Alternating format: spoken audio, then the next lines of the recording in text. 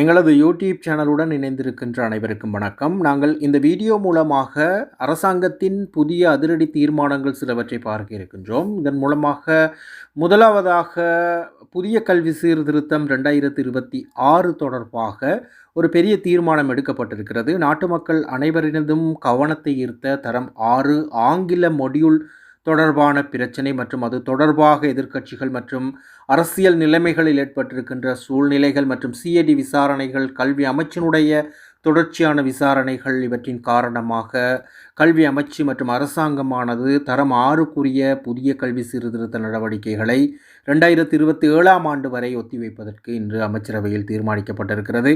இதன் மூலமாக 2026 தரம் 6இல் கற்கின்ற மாணவர்களுக்கு புதிய கல்வி சீர்திருத்தம் மற்றும் புதிய கலைத்திட்டம் நடைமுறைப்படுத்தப்பட மாட்டாது என்ற தகவலை அரசாங்கம் வெளியிட்டிருக்கிறது.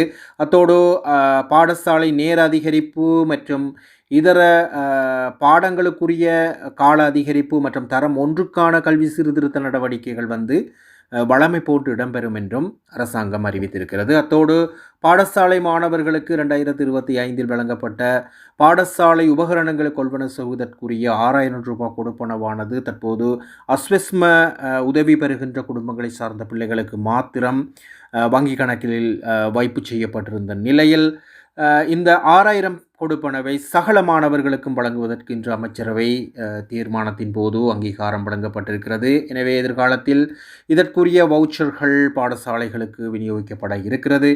அத்தோடு அரச ஊழியர்கள் அனைவருக்கும் விழா முற்பணம் 10,000 ரூபாவாக இருந்த விழா முற்பணம் இன்று 15,000 ரூபாவாக அதிகரிப்பதற்குரிய தீர்மானமும் அமைச்சரவையில் எடுக்கப்பட்டிருக்கிறது. இவ்வாறாக பல முக்கிய தீர்மானங்கள் இன்று அமைச்சரவையில் எடுக்கப்பட்டிருக்கிறது. இந்த பெருமதி வாய்ந்த தகவல்களை உங்கள் நண்பர்களுடன் ஷேர் செய்து கொள்வதோடு எங்களுடைய யூடியூப் சேனலுடன் தொடர்ச்சியாக இணைந்திருங்கள். சப்ஸ்கிரைப் செய்து கொள்ளுங்கள். நன்றி, வணக்கம்.